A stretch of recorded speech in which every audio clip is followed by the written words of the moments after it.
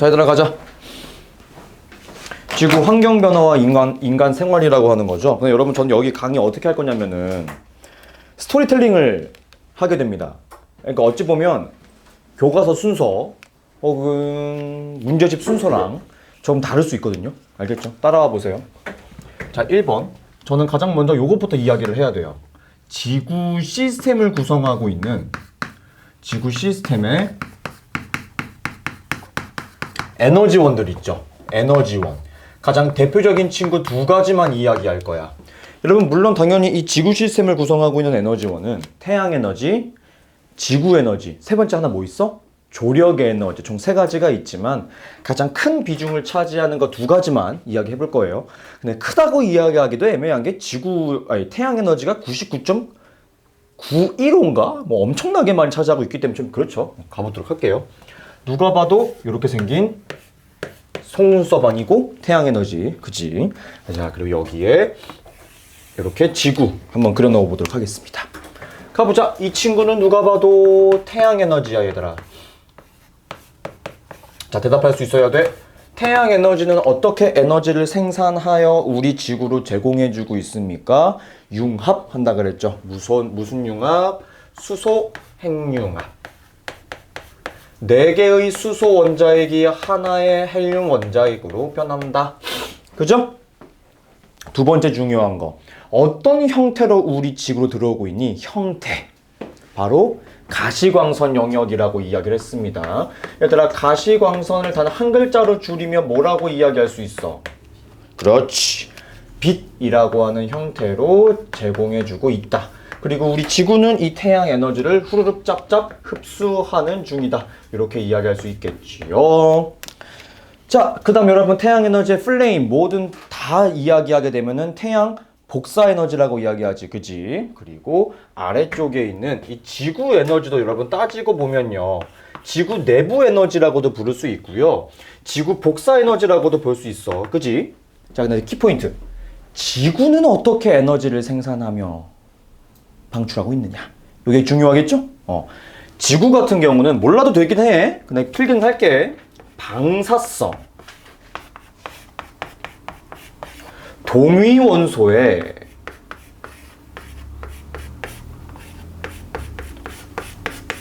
붕괴열이라는 단어를 써요. 아, 이게 뭔데? 어이가 없지? 쉽게 설명해 줄게. 대답 잘해야 된다, 너네. 뒤지기 싫으면. 헬륨 몇 번이야? 2번. 아이 쉽다. 2번이야. 그러니까 양성자의 개수 반드시 몇 개야? 2개. 중성자의 개수도 몇 개라고 알고 있죠? 일반적으로? 2개예요. 맞아. 요렇게 생긴 한 덩어리가 우리가 알고 있는 가장 기본적인 헬륨의 원자핵이야. 그죠? 그런데 종종종 양성자의 개수는 똑같이 2개인데 중성자의 개수가 하나 더 붙어있는 원자핵이 만들어질 때가 있대요. 이해됩니까? 이해되죠? 그럼 얘들아, 왼쪽이 더 안정적일까? 오른쪽이 더 안정적일까? 맞아요. 왼쪽이 비교적 더 안정적입니다. 그러니까 오른쪽에 있는 친구는 가만히 있어도 붕괴해. 그럼 핵 분열이 일어나는 거니까 열이 발생을 한다, 하지 않는다? 한다. 그 열로 우리 지구 내부가 굴러가고 있다. 말씀드릴 수 있겠네요. 이해됩니까?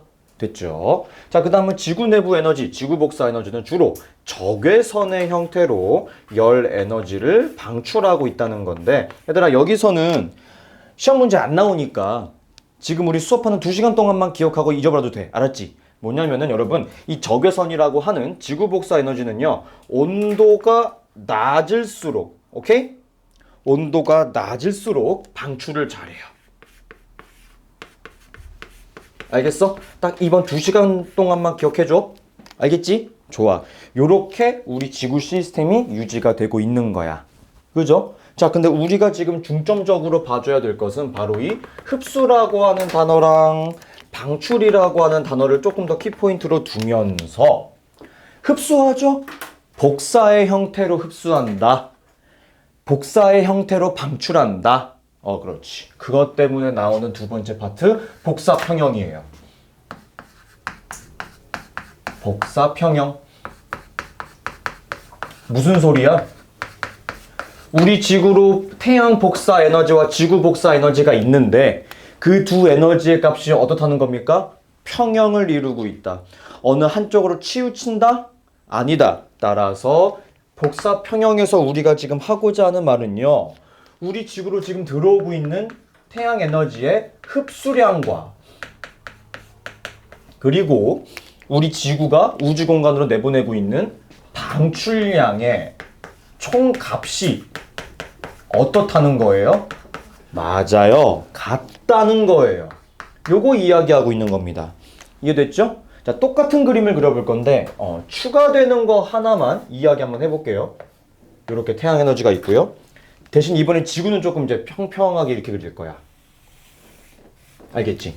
근데 여기에 요거 한번 따라 그릴 겁니다. 슉슉슉슉슉슉슉슉슉. 얘는 무엇이냐? 우리 지구에 존재하고 있는 대기라고 이야기할 거예요. 알겠죠? 여러분 칠판 한번 봐주세요. 자, 태양에서 총 100%의 에너지를 쏴요. 알겠죠? 근데 그 중에서 대기에 의해서 반사되는 것도 있고요. 지표에 의해서도 반사되는 게 있습니다. 알겠습니까? 자, 반사되는 총 합이 얼마냐? 30%가 반사가 돼요. 알겠지? 그럼 이제 생각해봐. 실질적으로 우리 지구에 들어오는 흡수량은 그럼 얼마라는 소리야, 결국에? 그렇지. 근데 얘들아, 지금 칠판에 써있네. 흡수량이 70이야. 그럼 방출량도 자연스럽게 얼마가 나와야 된다라는 소리야? 70. 끝났어. 우린 다 배운 거야. 이해돼? 자, 근데 키포인트는 요겁니다. 여러분, 여기 시험 문제는 잘 안 나올 가능성이 있기는 하지만 알아두세요.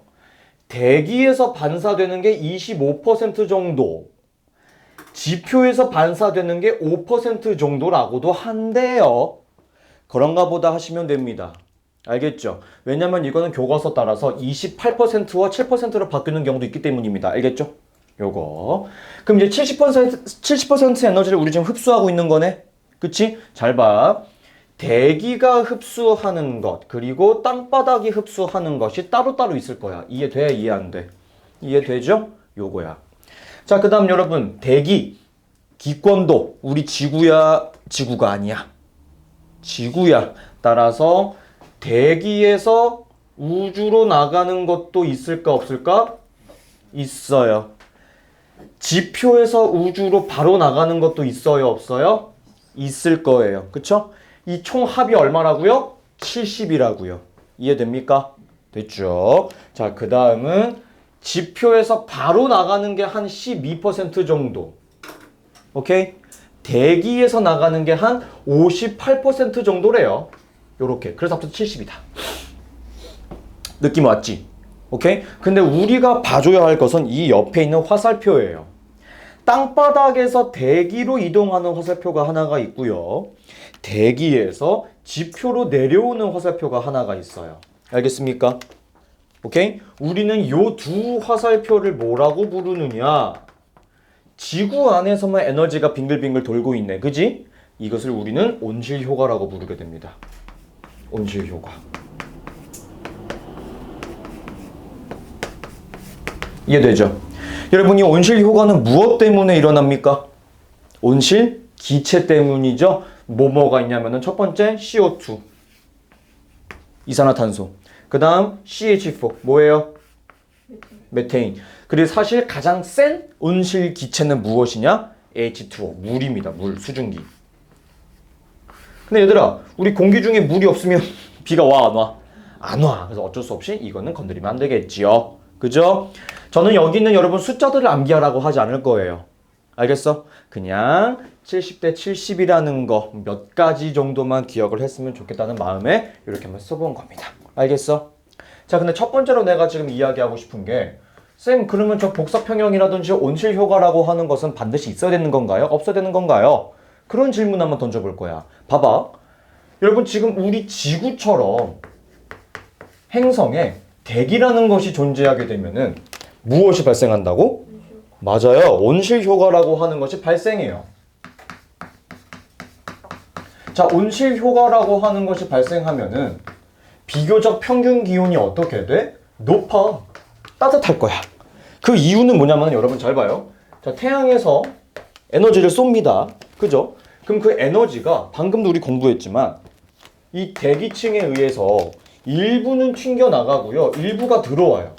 그쵸? 그리고 당연히 행성을 통해서 내보낼 수도 있지만 일부 공기는 어떻게 돼? 다시 행성으로 들어오게 될 거예요. 그러니까 온도가 일정하게 유지될 수 있겠지. 그치? 그래서 평균 기온이 아이고 색깔 잘못 썼다 미안합니다. 평균 기온이 한 영상 15도 원저리로 유지가 되고 있는 게 바로 대기가 있을 때입니다. 이해됐죠?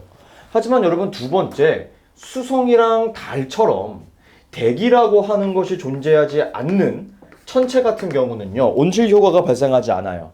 오케이? 그래서 무슨 일이 발생하냐면은 일교차가 굉장히 크다는 표현을 씁니다. 일교차가 굉장히 크다. 그래서 평균 기온이 굉장히 낮게 유지되고 있어요.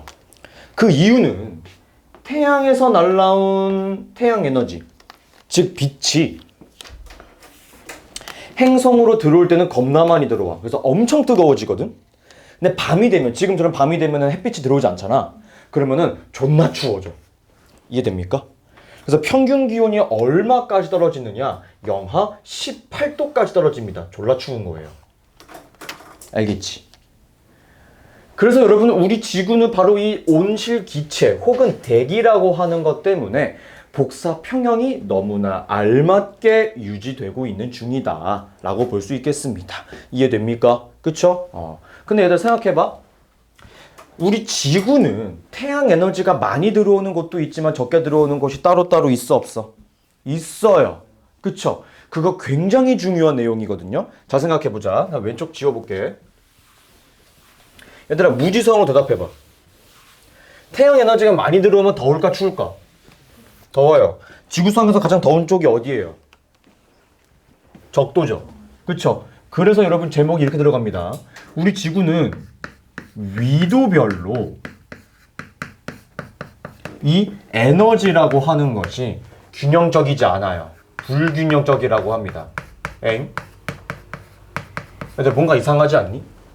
분명 조금 전에 복사 평형이라며 균형을 이룬다며 갑자기 다르대 미친놈들 뭐하는 짓거리야 그지? 자 이유를 말씀드려 볼게요. 1번 우리 지구는 여러분들 혹시 지구가 평평하다고 생각하십니까? 다행이 아니에요? 정말 다행이네요. 우리 지구는 구형이죠? 그렇기 때문에 무슨 일이 발생하냐면 태양에서 날아오고 있는 태양 에너지들이 이렇게 올 거 아니야 얘들아? 그치? 적도지방은 태양 에너지를 직방으로 막고 있습니다. 그래서 아주 좁은 지역에 많은 양의 태양 에너지가 집중되어 있어서 굉장히 뜨거워요. 알겠죠? 중위도 지방은 조금 퍼져서 태양 에너지를 막고 있습니다. 그러니까 조금은 시원해요. 근데 극지방은 똑같은 양의 태양 에너지를 엄청나게 많이 넓게 퍼져서 막고 있는 거야. 그러니까 온도가 어때? 제일 낮은 거지. 이해됩니까? 좋아요. 여러분 그래서 무슨 일이 발생하는지 잘 들어보셨으면 좋겠습니다. 자, 두 번째는 그래프적인 설명을 한번 해볼 건데 잘 봐요. 자, 우리 코리아는 우리 대한민국은 North Korea예요? South Korea예요? South죠. 따라서 남극을 S라고 쓸 거예요. 가운데가 적도. 맨 오른쪽이 북극이라고 한번 해볼 거예요. 자, 태양 에너지는 극지방에서 많이 들어와 적게 들어와? 적도에서는 많이. 그래서 그래프의 모양이 이렇게 그려질 겁니다. 이 분홍색을 태양 에너지라고 이야기할게요. 오케이? 자, 근데 우리 아까 딱 2시간 동안만 기억하자 그랬다. 온도가 낮으면 적외선 방출 많이 해 적게? 많이 해. 그러니까 지구 에너지는 이런 식으로 그래프가 그려지겠죠. 이해되나요? 됐죠? 이 파란색이 바로 지구 에너지라고 이야기할 거야. 자, 우리 조금 전에 공부해서 알고 있습니다. 태양 에너지는 대부분 다 흡수하는 거고요. 지구 에너지는 대부분 다 방출하는 겁니다. 그럼 분홍색이 더 위에 있는 이 지역은 흡수량이 많아, 방출량이 많아? 흡수량이 많은 거야. 그러니까 더 많이 받아들이고 있는 거니까 에너지가 남을까 부족할까? 남아요. 그렇지. 여기는 에너지가 과잉된다라고 이야기를 하고요. 파란색이 더 위에 있는 부분은 방출을 더 많이 하는 거죠. 흡수하는 것보다. 그러니까 상대적으로 에너지가 어떻게 된다? 부족하게 되는 일이 벌어지고 있는 것이다. 이렇게 말씀드릴 수 있겠습니다. 이해되나요? 됐죠? 그래서 우리는 요 그래프까지 하나 알아두셨으면 좋겠는데 여러분 수능 문제에서는 이렇게 생긴 그래프도 꽤 자주 나오거든요. 요것도 같이 따라 그려주세요. 별거 아니야. 이 그래프를 여기서 뚝 잘라버린 거야. 알았지? 그래서 그냥 왼쪽 원점이 0도, 가장 끝부분을 그냥 90도, 남극이든 북극이든 상관없다 라고 이야기할 거야. 오케이? 그래서 그래프의 모양은 여기 잘라버릴 거니까 이렇게 되겠죠. 이게 태양 에너지, 이렇게 올라가는 것을 지구 에너지라고 할 거야. 이해됐지? 자, 그 다음 제가 점선 하나 그었네요. 여기가 어디냐면 위도 38도 부근입니다. 이해돼? 자, 그리고 얘들아, 그래도 우리가 수학이라고 하는 학문을 공부하는 학생들인데 이렇게 얘기하면 안 되겠지만 뭔가 느낌적인 느낌으로다가 과잉된 곳이랑 부족한 곳의 면적이 어떨 것 같아? 비슷해 보이지 않아? 얘도 잘 모아놓으면 얘랑 똑같을 것 같지 않아? 실제로 같아요. 이해됩니까? 오케이? 자, 그래서 제가 아까 말씀드렸죠. 여기 스토리텔링 기가 막히게 한다고. 빌드업을 참 잘해요. 복선 회수가 기깔 납니다. 잘 들어봐요. 세 번째, 이 위도별 에너지 불균형을 바탕으로 내가 이야기할 특징들이야. 알겠죠? 자, 말씀드리겠습니다. 첫 번째, 우리 위도별로 에너지가 과잉된 에너지랑 극지방 쪽에서 상대적으로 부족한 에너지의 양은 같아요. 근데 얘들아, 에너지가 남고 에너지가 부족해. 요거를 부족한 쪽으로 보내고 남는 쪽에서는 그러니까 부족한 쪽에서는 받고 남는 쪽에서는 보내야 되는데 이걸 어떻게 보내는데 그게 중요한 거 아니겠어? 그쵸? 그래서 두 번째, 이 위도별로 에너지가 과잉된 것도 알겠고 부족한 것도 알겠어.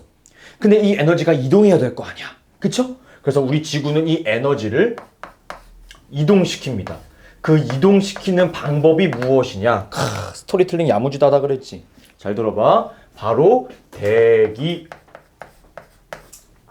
대순환이라고 하는 것과 그 다음 표층, 순환이라고 하는 것으로 에너지를 이동시켜요. 이해됩니까? 이해돼요? 쌤, 근데 지금 빗금치진 저 38도는 갑자기 왜 쓴 거예요? 저는 거기서 좀 의문이 생겨버렸습니다. 그건 무엇이냐? 여러분 38도 딱 보시게 되시면은 지구 에너지와 태양 에너지가 딱 만나는 지점이죠. 그쵸? 바로 이 위도 38도 부근에서요. 지구 에너지와 태양 에너지 혹은 남는 에너지와 부족한 에너지의 교환이 가장 활발해요. 교환이 가장 활발하다. 이해됩니까? 됐죠? 즉 여러분 이렇게 생각하시면 됩니다. 아, 쌤, 방금 이 자리에 필기하셨던 그 복사 평형에 대해서 우리는 중3 때도 공부해서 알고 있어요. 근데 자세하게 공부해보니까 위도별로는 에너지가 불균형하네요. 하지만 결국 이렇게 복사 에너지라고 하는 것들이 대기 대순환과 표층 순환으로 해소가 되고 있는 거네요. 에너지 불균형이. 그래서 결론이 뭐야? 우리 지구는 복사 평형을 이루고 있다가 된 거야. 복선 회수 나쁘지 않았죠? 근데 여기서 이제 질문해야지. 그래서 이게 뭔데요? 그 씹덕들아. 이게 뭔데, 짱? 그런 질문 나와 안 나와? 나오지. 그래서 이것들을 공부합니다.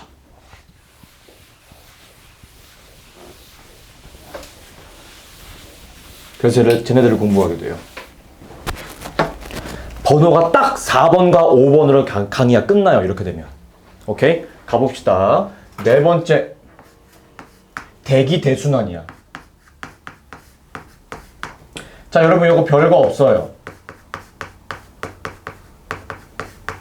대기가 뭡니까? 공기예요. 공기가 어떻게 순환한다가 뭐야? 빙글빙글 돈다는 거잖아. 그것만 기억하시면 됩니다. 알겠죠? 자, 근데 여러분 필기하실 때 이렇게 필기하시면 돼요. 1번 쓰고요.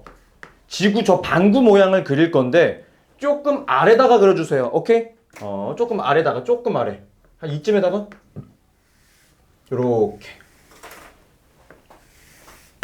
적당한 크기로 그리셔야 돼. 조금 큰 게 좋아. 그 다음 직선 하나, 직선 둘. 아, 너무 작게 그렸다. 그 다음 위도 쓰시면 됩니다. 0, 30, 60, 90. 됐죠? 자, 여러분, 먼 과거에 인도라든지 여러 대륙들과 무역을 하기 위해서 상인들은 이 바람을 타고 이동을 했다라고 하네요. 그 바람의 이름은 바로 무역풍이라고 이야기를 하고요. 이 무역풍은 어떤 계열의 바람이냐? 동풍 계열의 바람이에요. 동풍. 따라서 바람이 이런 식으로 붑니다. 그리고 여러분, 우리나라는 봄철에 황사의 영향을 굉장히 많이 받고 있죠. 그 이유는 우리 대한민국이 바로 이 편서풍 지대에 위치하기 때문인데, 자, 서풍이라는 단어가 붙어 있기 때문에 이 바람은 이런 식으로 불게 될 것입니다. 이해되나요? 자, 그 다음은 60에서 90은 다시 동풍 계열의 바람이 붑니다. 그 바람의 이름은 극동풍이에요. 자리가 좁아서 극동만 쓰도록 할게요. 알겠죠? 자, 그 다음 여러분 칠판 보면서 대답해봐. 영도는 온도가 높아 낮아? 높아. 그러니까 뜨거운 거죠. 입자운동 어떻게 돼요? 활발해요. 부피 어떻게 됩니까? 팽창해요. 밀도 어떻게 되죠? 작아져요. 감소하겠죠. 그러면 어떻게 됩니까? 공기는 떠올라요. 적도에선 공기가 떠오릅니다. 이해됐죠? 자, 우선 칠판 봐봐요. 90도 극지방은 온도가 어때요? 낮아요. 입자운동 둔해지죠. 부피 수축하죠. 밀도 커지죠. 그럼 공기는 어떻게 돼요? 가라앉아요. 그쵸? 그래서 극지방에서는 공기가 가라앉습니다. 자, 얘들아, 공기가 내려앉았더니 제일 아래쪽에 뭐 있어? 땅바닥 있네? 그럼 공기가 어떻게 될까? 퍼집니다. 양쪽으로 퍼져요. 이런 식으로. 그 다음 위로 올라오게 된 공기는 지구의 자전에 의해서 양쪽으로 이동을 하게 되는 거죠. 이렇게. 그 다음은 충분히 식었다고 판단이 되면 가라앉아요. 그게 한 위도 30도 부근까지 이어지게 되는 거야. 자, 방금 90도 부근에서 이야기했네. 아래로 내려가게 된 공기는 무슨 일이 발생한다? 퍼진다. 왼쪽과 오른쪽으로. 이렇게. 그 다음 여러분 60도 부근에서 공기가 쾅 하고 충돌했네. 그럼 일부는 위로, 일부는 아래로 가겠네. 자, 일부는 아래로 가려고 했다면 아래쪽에 뭐 있어? 땅바닥 있잖아. 그러니까 아래 내려갈 수 있어, 없어? 없어. 위로 올라가기만 하겠지. 그래서 이렇게 빙글빙글 도는 세포순환이라고 하는 것이 총 3가지 정도 만들어집니다. 알겠습니까? 가장 아래쪽에서부터 해들리 순환. 그 위가 페렐 순환. 그 위가 극순환이에요. 대답해 보세요. 여러분 기억을 더듬으면서 대답해 보세요. 제가 이 순환의 화살표를 그릴 때 가장 먼저 그었던 곳이 어디예요? 0도. 그 두 번째가 90도. 여러분 어때요? 0도랑 90도는 공기가 직접적으로 가열되고요. 직접적으로 냉각되었죠. 그치? 그래서 직접 순환이라는 단어를 씁니다. 오케이? 이 둘은 직접 순환이에요. 하지만 페렐 순환은 그 사이에 껴있는 순환이다. 내 의지와는 상관없다라는 의미로 간접 순환이라고 이야기를 합니다. 오케이? 자, 그 다음 두 번째. 지금은 우리 지구가 자전하기 때문에 이렇게 3가지의 세포 순환이 그려지는 거지만 만약에 우리 지구가 자전을 하지 않는다면 딱 하나의 순환밖에 없습니다. 적도에서는 상승하고 극지방에서는 내려오는 순환 이렇게 하나밖에 없대요. 없을 것 같대요. 이해하시겠습니까? 즉 이렇게 될 때는 우리 지구가 자전하지 않을 때라고 하네요. 이해되나요? 됐죠? 자, 그 다음은 별거 없어 얘들아. 진짜 별거 없어. 기압 이야기 한번 꺼내볼 거야. 대답 잘해야 돼. 자, 1번. 지금 해들리 페렐 극순환 화살표를 딱 보니까 공기가 상승하고 있는 지역들이 있어요, 없어요? 있죠? 여러분, 상승 기류면은 저기압이야, 고기압이야? 저기압이죠. 여러분, 그래서 저기압에 위치하고 있는 위도들이 어디랑 어디입니까? 그래서 0도랑 어디? 60도죠. 그래서 0도랑 60도는요, 비가 굉장히 많이 온다. 요렇게 이야기를 할 수 있습니다. 그래서 여러분, 적도에 뭐가 있어요? 열대우림, 아마존이 있는 거야. 이해됩니까? 됐죠? 자, 그 다음 여러분, 두 번째. 하강기류가 발생하고 있는 위도들도 있죠. 그럼 대답할 수 있겠지? 하강기류는 그럼 무슨 기류야? 무슨 기압이야?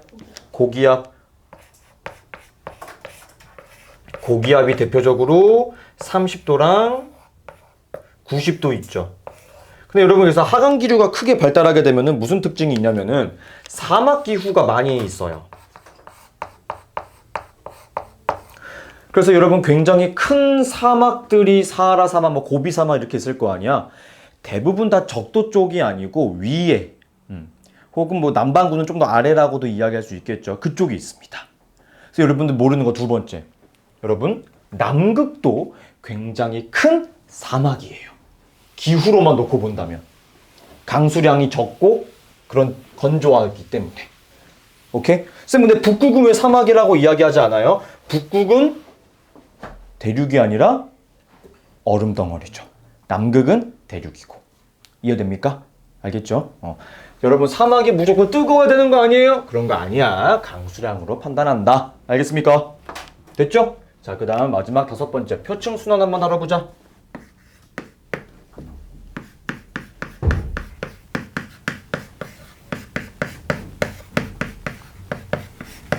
자, 여기서 말하는 표층 순환이라고 하는 것은 해수의 표층 순환을 이야기합니다. 알겠습니까? 바닷물 이동하는 거예요. 그림 굉장히 야물딱지게 한번 그려보려고 하는데,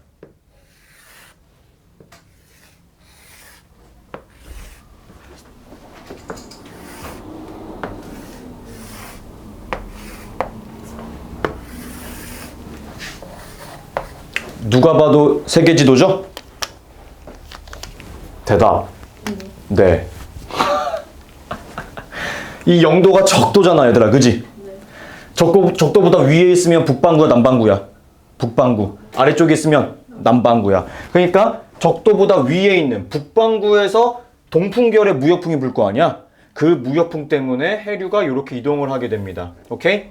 이 해류의 이름을 북적도 해류라고 이야기하게 돼요. 그럼 여러분, 아래쪽에 있는 친구는 해류 이름이 뭘까요? 맞아요. 얘는 남적도 해류예요.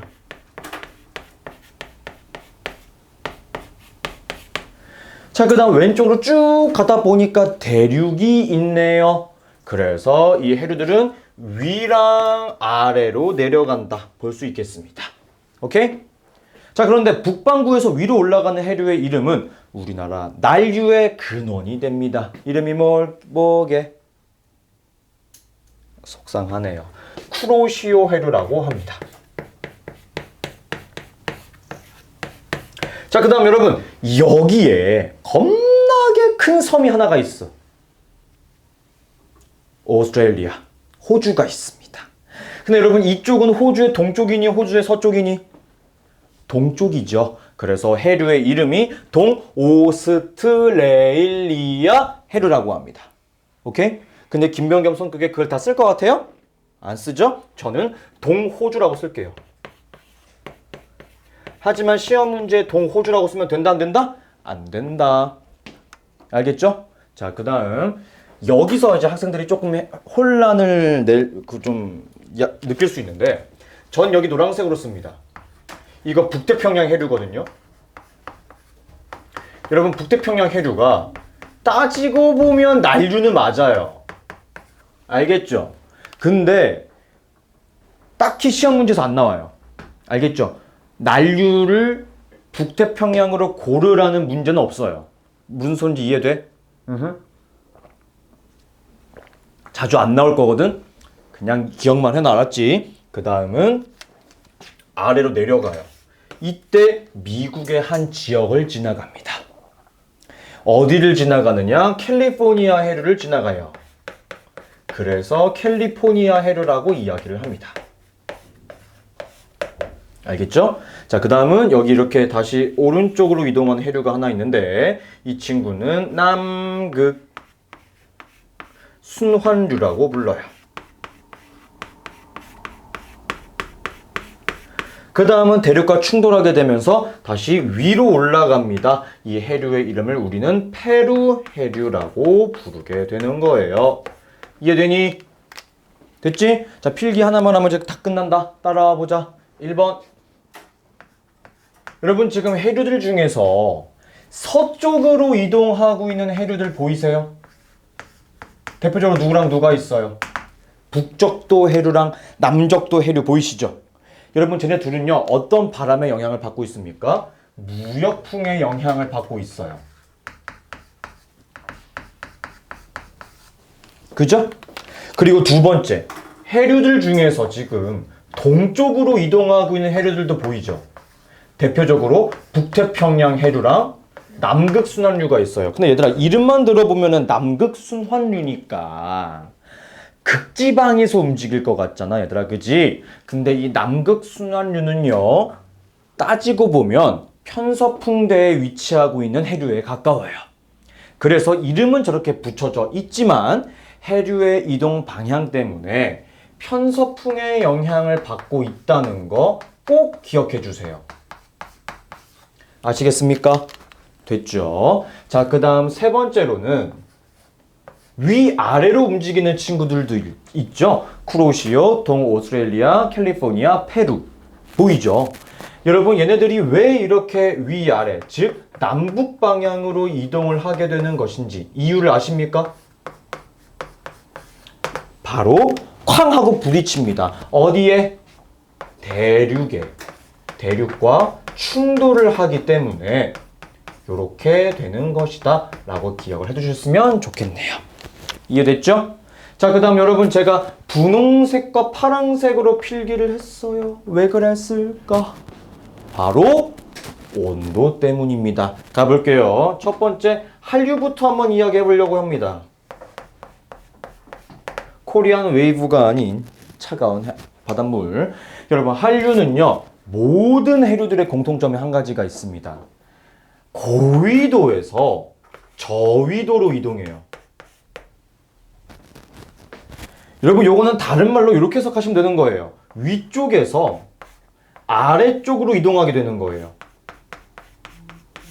이해됩니까? 무조건입니다 요거. 알겠지? 이해됐지? 그래서 여러분 대표적으로 누가 있냐면은 여러 지금 책 보시게 되시면 해류들 중에 카나리아 해류라고 하는 친구가 있어요. 그 친구 되게 애매하게 대각선으로 움직이거든요.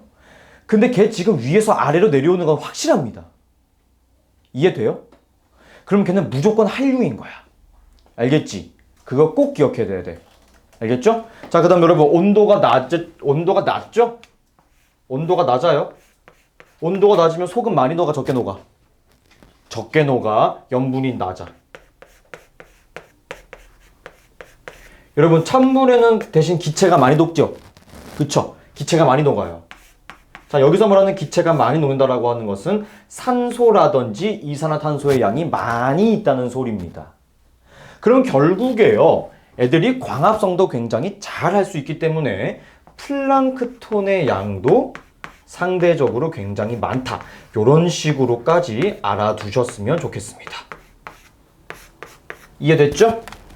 자, 그 다음 다섯 번째 난류가 있을 건데 난류는 굳이 필기도 안 하려고 합니다.